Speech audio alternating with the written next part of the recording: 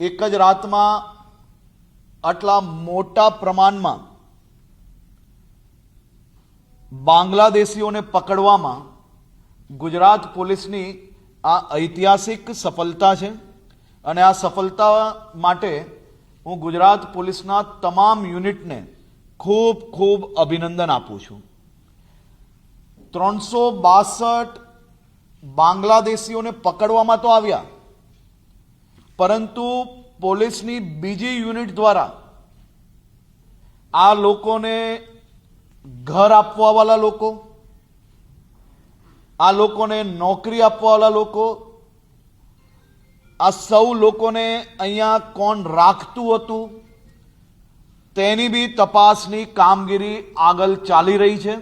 technical સર્વેલન્સના આધારે, વિવિધ ટેકનોલોજીના આધારે 6200થી વધારે શંકાસ્પદ લોકોને સંપૂર્ણ રીતે ચેકિંગ કરીને ગઈકાલ રાતથી ઓપરેશન હન્ટ દ્વારા